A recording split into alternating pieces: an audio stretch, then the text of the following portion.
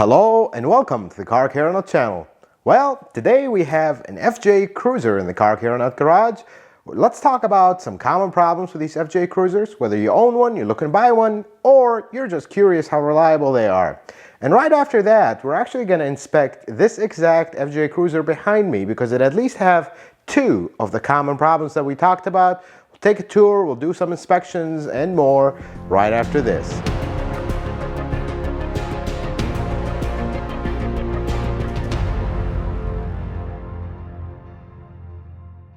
So, the FJ Cruiser engine. There are two engines in the FJ Cruiser over the years. There is the 4.0 1GR FE, and then there is the 4.0 1GR FE. Way to confuse us, Toyota, but let's talk about this. 07 to 09 had the old 1GR FE, like this one, 4.0. The 2010 to 2014 had the new 1GR FE. And before we continue with this, the FJ Cruiser is basically a forerunner. For lack of a better term, it crosses over between the 4th generation and 5th generation forerunner. Exactly the same everything. Even the frame is very similar.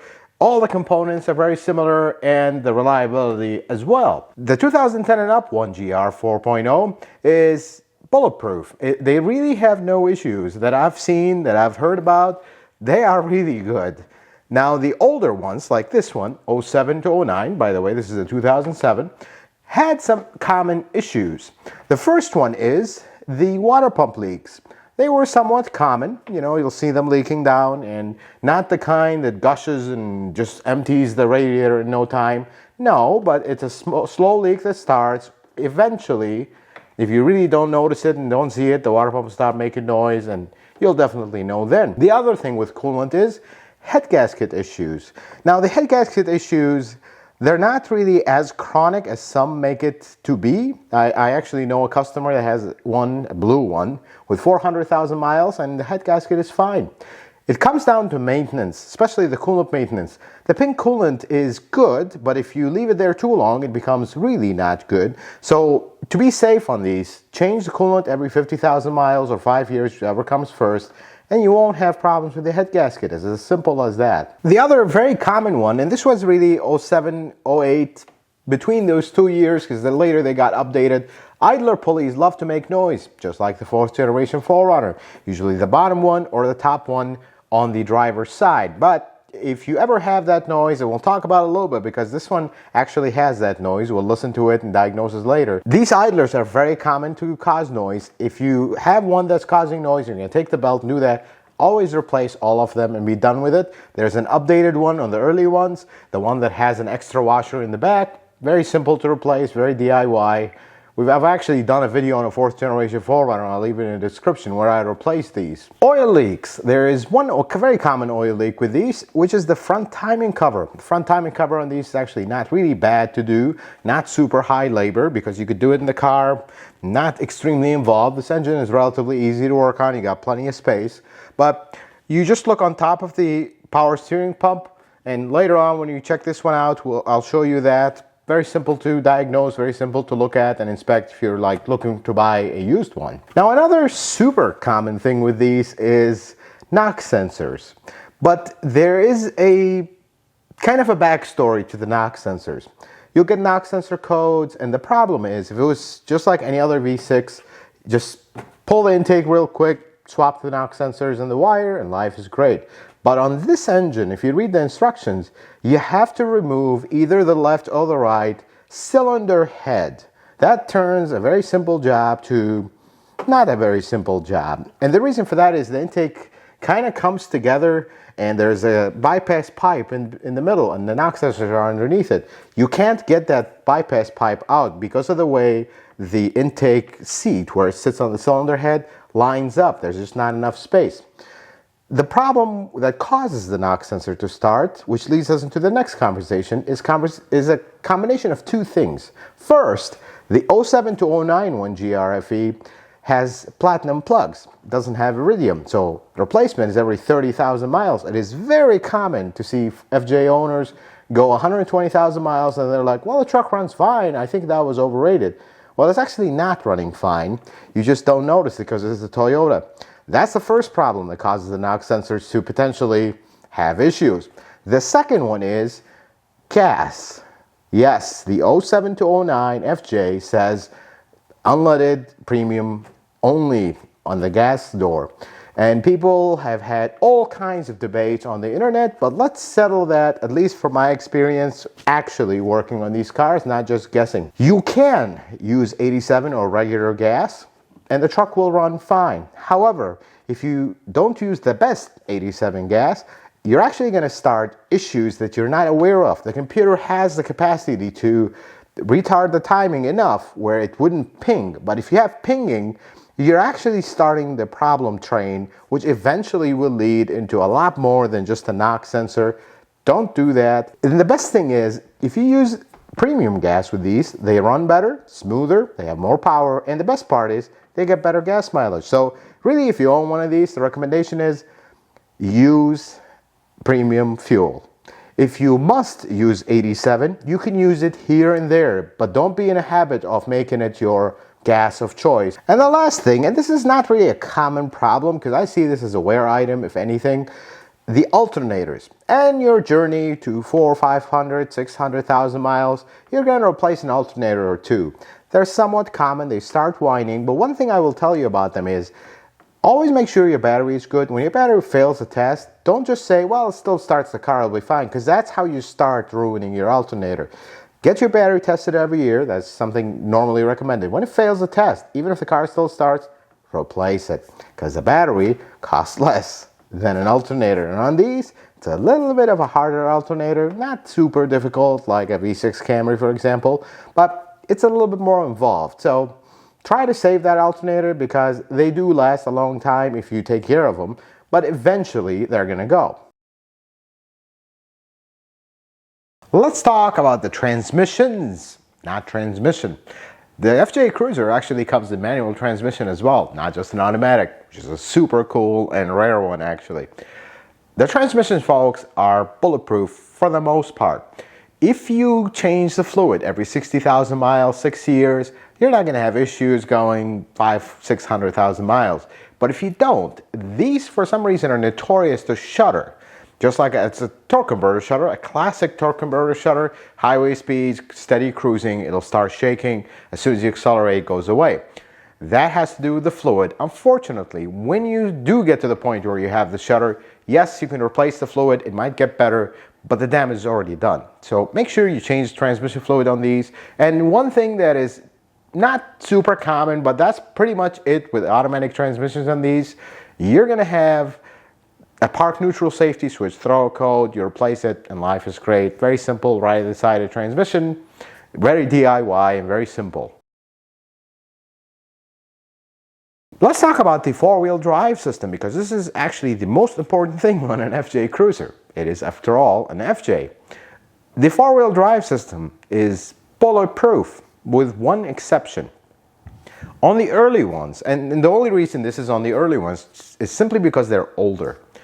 People seem to have the assumption that because you have a manual transfer case that you shift with your hand and it doesn't have the buttons, that it's just manual, it's not going to break, there's no electronics. Well, that's actually not the case. There is still the ADD actuator in the front. You still want to engage four-wheel drive every month, just like business as usual, just like if on the trucks that have the switch to switch it into four-wheel drive. The ADDs are super common on these because people just don't use them. Yes, this is an off-roading truck, but there are still people that get caught in their life. They're not going off-roading every day, and months pass and years pass sometimes, and you've never used that four-wheel drive. Every month or so, shift it into four-wheel drive, shift it back, kind of move it back and forth a few times, and life is good. And the last one, and this is not really a four-wheel drive problem, but drivetrain, if you would. The rear differential carrier, especially on the early ones, they were notorious to make noise right around 150 to 100,000 miles. You just start howling. And then when you get into the 300, 350,000 mile zone, they might get a little louder. Don't be alarmed by this unless this is a 50,000 mile truck that all of a sudden the noise came and it's gradually getting worse. Then you might need to check for debris, check the pinion contact and all that. But It's just an FJ thing that the rear differential will howl and it'll get gradually louder. But when I say gradually, over a 200,000 mile range, not overnight. So if you're going to buy one or you own one and it's howling, don't be in a rush to fix it, because it could be a very long time before it becomes a problem. Let's talk about the chassis group real quick. The first thing that you will do on any FJ Cruiser that you're looking to buy is look at the frame and look at the rust. Heavily rusted ones are the ones you're going to walk away from. Folks, these are really good trucks if you buy the right one. Buy a rusty one and it's going to be repair after repair, problem after problem, leading into a rotten frame and the truck is done. Do not buy, not just rusty one, and you will see when I do the inspection on this, it's not surface rust and little stuff. It's heavy corrosion where everything looks like a rust bucket. Don't buy ones like these because they're problematic. And equally, because of the rust, the front brakes are notorious to, the front calipers are notorious to lock up on these, and you'll have that, you press the brake, it'll throw itself one way or another, and calipers can get a little expensive when you go original on these. So always check them and try to wash the truck regularly, undercoat the frame. It wouldn't be a bad idea to take those front brakes apart, clean everything, make sure everything's moving freely, and put it back together every year or two. Extend the life of your brakes and make sure your calipers never seize up. And we cannot talk about FJ Cruisers without talking about the wheel bearings, which this one actually has a wheel bearing noise we're going to check. Front wheel bearings are a problem with FJ Cruisers. It's just the way it is. The problem with the front wheel bearings is sometimes they'll just make noise, roaring noise, you'll hear it. Yep, we have a wheel bearing, check it, replace it, life is good. But sometimes they won't make noise, but they'll actually have play. And eventually that play gets so bad that catastrophe happens and it destroys the brakes and the caliper, and it just turns into a much bigger issue than it needs to be. My recommendation to you, if you own an FJ, and usually people today that own FJs, they really know what they have and they really love their trucks and take care of them. Every year, raise the truck up, check for play, you're safe, life's good. Usually wheel bearings, we see them on average around 100,000 miles, and they start having that silent play, and then things go downhill from there. So check those bearings. And the last thing here on the chassis group is the axle boots. Not the axles leaking, the axle boots. I see so many people just throw out the axle, get a horrible aftermarket one, and now they have vibrations, they have issues. Folks, you could just replace the CV boots on these axles and life is good. It's somewhat of a DIY project. It's not really very difficult to do. It just takes a little bit of practice. It's a messy job, but just replace the boots. Kit is not very expensive from the dealership and life is good. Try to avoid the aftermarket axles. Some of them are good, but most of them are not really that good. Let's talk about other problems. I didn't know which section to put them in, so let's talk about them. These are FJ specials. The first one is, if you own an FJ Cruiser, you will downgrade your wife from your first speed dial number into number 2, and your first speed dial number will be the windshield guy. Because look at this angle of this windshield. It is literally just standing up. Any kind of rock that hits it, chip. I mean, be ready, if you live in a place where construction rocks are common on the street, to be replacing at least one windshield a year. That's just how this works with the FJs. Yes, they do have the 3 wipers. We're not even going to talk about these because the way the windshield is on this is incredible. There's not many cars on the road today with a windshield this straight. Another thing is the antenna. The antenna is an old school mast. Make sure you remove these when you go through a car wash. I have drilled so many antennas on FJ Cruisers, I can't even count.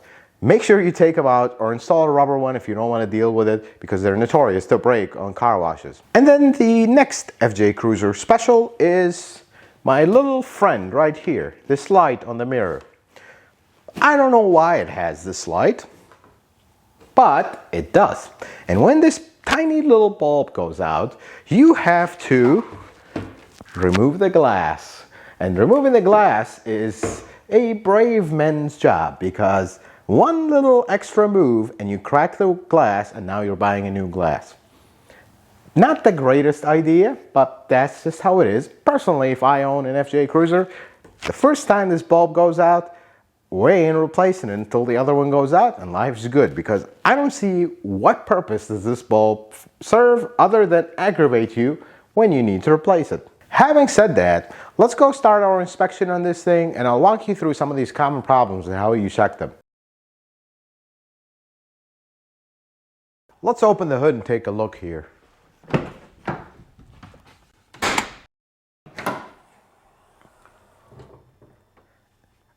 This engine bay is really clean. Car care, not owner. I didn't actually clean this. This is how this car came. Let me pop the engine cover and we'll take a look at a few things here. First, I test drove this car. In any inspection I do, we start with a test drive. I'm not going to film test drive. It's night. It's hard to film it at this point. But I heard two things. First one is the engine had a noise. The second one is there was a definite wheel bearing noise. We'll listen to the engine noise in a little bit. We'll inspect that bearing as well. But first, let's just take a look. And every time I open the hood on an FJ Cruiser, the first thing I want to see is the front timing cover. If you look at it right here, right on top of the power steering pump, if it's dry like this one is, if it's dry like that, we're good. There's no front cover leak. For some reason, it's a spot where the cylinder head meets the block. It always leaks from the same spot on the passenger side, never the driver's side. Don't know why, it always leaks right there. The other thing is, we're going to kind of take a look at the general level of fluids. Power steering fluid is good. Coolant's a little low. This engine is somewhat warm, so that's actually low coolant. We're going to look at that. And then I like to come around, just do a visual inspection and everything. It looks like everything is nice and dry. No leaks. Valve covers are not very common to leak on these, but still possible with the age. This is, by the way, a 2007 FJ Cruiser with 156,000 miles, so not really very high miles for this FJ. And then I'll go on the other side. Let's do the same. Look for leaks. I don't see anything here. Brake reservoir, brake fluid looks about just over max. Haha, aftermarket stuff. I always like to look at the aftermarket stuff. There is probably some lighting. I'm guessing these lights right here, those are the, that's what the wires are for, but there's nothing extreme. Looks like they ran the wire through the grommet right there. They did okay. That's not a very common spot to collect water and leak inside, but everything is looking okay. Original oil filter, that's always a good sign. Battery is also a true start battery. One thing I noticed on my inspection is that it's gonna be impossible to see here because it's a very small leak, but usually if you look from this angle, right underneath the pulley of the water pump, there I see actually a little bit of coolant crust. Impossible to show this one because it's just one of those angles where I can't get the camera close enough, but water pump has a very small leak. I'm gonna report it to the owner. Nothing big or major, but we're gonna keep an eye on it, maybe top off the coolant, and life is good. I'm also, while we're here, I looked at the radiator. Looks good, no leaks. Condenser also looks good, no leaks. I'm happy with this, but what I'm not happy with is the idlers. And let me show you these idlers. There's one right there, right underneath the oil filter. There's one all the way at the bottom. And there is one more here. Right there. One of these is making noise. Honestly, I normally recommend we replace all of them. So let me start this car and you'll hear the noise so you know what kind of noise it is. Let's start this thing and listen to the noise.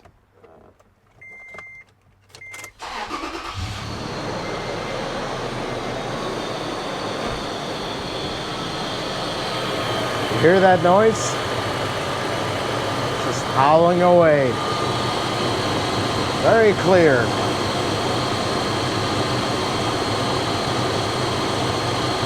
That's how this sounds like.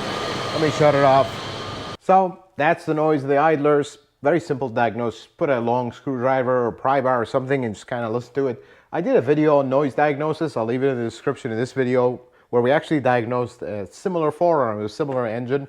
But everything here is looking good. I'm liking it. One thing that I saw that is a little bit alarming, but I don't see a continuation. Looks like something old. Is over here we got some rodent damage. I hope you can see that really well. That's actually the signs of rodent damage. You see that in your car, start investigating because they've been there and they chewed this insulator off. But I don't see any other signs. I don't see droplings anywhere. So this is either old or the customer knows about it. I'll ask him about it. I'll bring it up to his attention. I put the engine cover back. We're happy here. Only thing is, small leak on the water pump. We'll note that. And the idlers. Let's go check the rest of the truck out. Starting with our little lights right here. Let me turn on the lights and we'll take a quick look. Well, and the answer is, it's dead. Let's look at the rest of the lights. Well, there's actually more lights out here and here. And of course, the other side is out as well. Headlights work, tail lights work, I can see those. But I'll tell him about some of these lights. Not a major deal. He might want to DIY it himself, whatever he wants. But this is super common. Honestly, if this was my truck, I wouldn't fix these because they absolutely make no sense and you risk breaking the glass and it's just not worth it. Looking at the side of this FJ, I see a bunch of scratches. Looks like this thing's been off-roading for sure because it's a little too low and consistent of a scratch. And I don't see it here. So this is a brush scratch. I like it. I like it when I see an FJ that's been off-road. Of course, the iconic doors on the FJ. I love those. The interior of the FJ is actually so ancient. Even the day it came out, it was ancient. I mean, the thing doesn't even have carpet. You look at these floor mats, there is a carpet floor mat, but there is a rubber floor. There's no actual carpet on these. Pretty cool because you can really get in muddy here and it wouldn't matter. You just literally wash it off with a hose and life is good. Very interesting setup on the doors. The interior of the FJ is extremely simple, folks. I mean, look at this thing. It has a very retro look to it, just a giant box. And of course, this is an automatic transmission and a manual transfer case. Back seats, they're really nice here. One quirk is this little storage compartment here. It's kind of interesting. Very simplistic interior, nothing really much to it.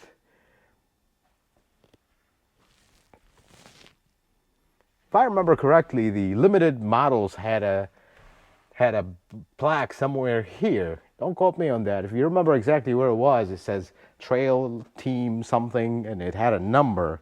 If I remember correctly, that's where it was on the dash or maybe in the center. If you remember that, if you own an FJ, do comment down below. And I love this tilt lever, very old school. You don't see this style tilt lever anymore on Toyotas. Very interesting and strange interior on the FJ Cruiser. Here's that door.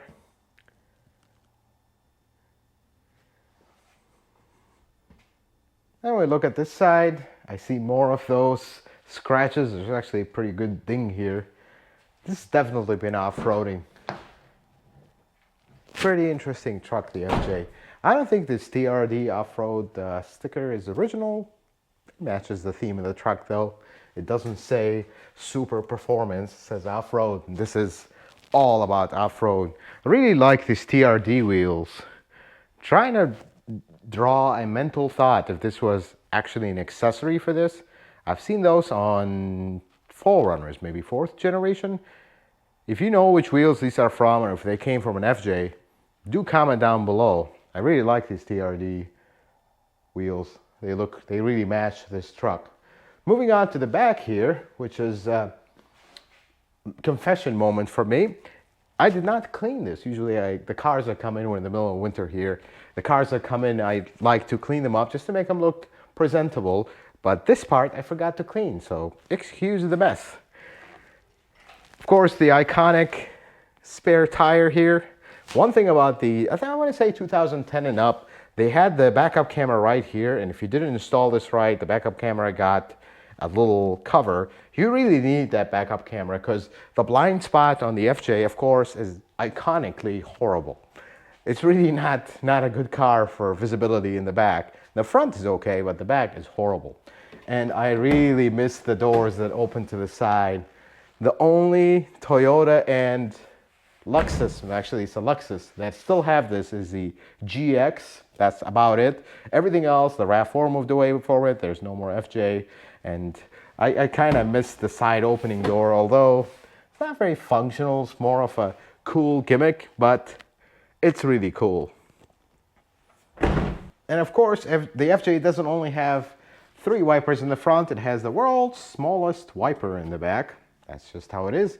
And there's one actually hidden feature. Probably all FJ owners, I really hope, know this by now, but if you don't own an FJ, you've never been around one, you can actually open the back glass, kind of like an older Highlander.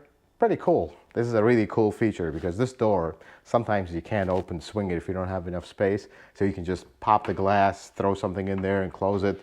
Really nice feature. So I got the front end lifted up on the FJ. The quick jack lift doesn't actually fit underneath the FJ because it's too short. So I just got it supported on some jack stands. Let's check the wheel bearing. Driving this truck, I think we have a left front noise. I don't hear anything from the right front, but you always check both because you never know. So just lift it off the ground, grab it, and oh boy. Well, this one has play, but it's not the loud one. Not a lot of play, but this is definitely bearing play. This is a sealed bearing, should have 0 play up and down. That's definitely have play, but let's observe one thing. I'm gonna get my microphone really close here. Let's spin the wheel.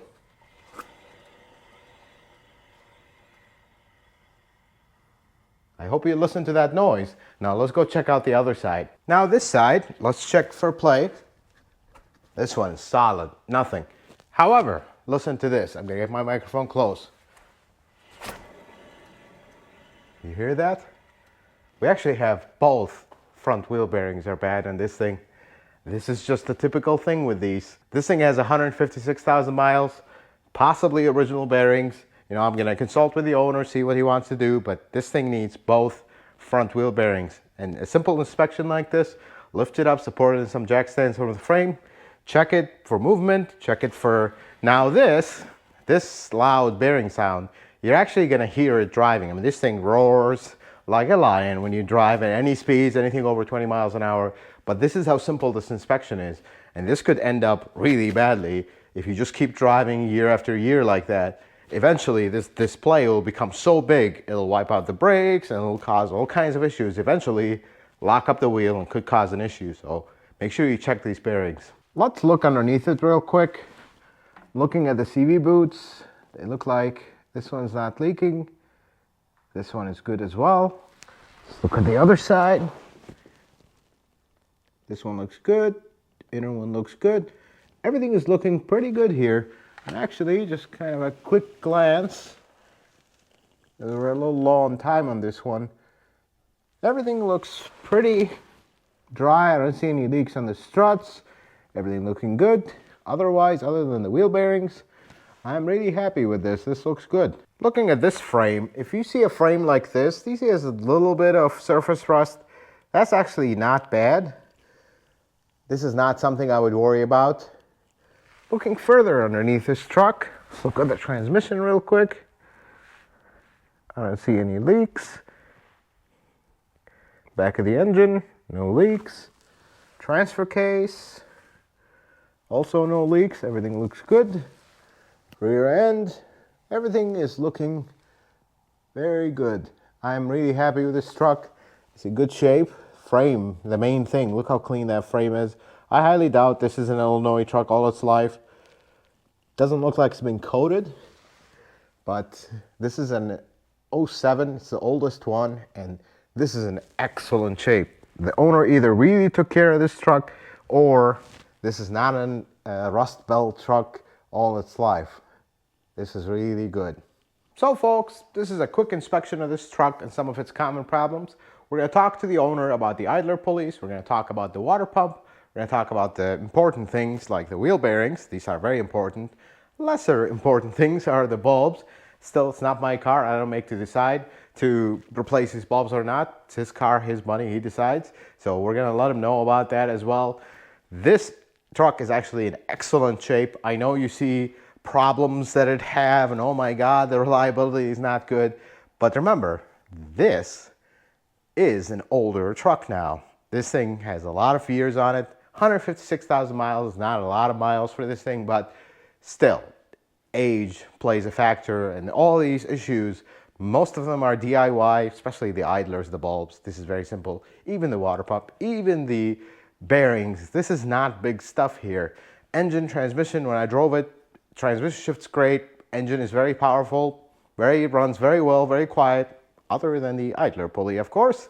But otherwise, everything is perfect.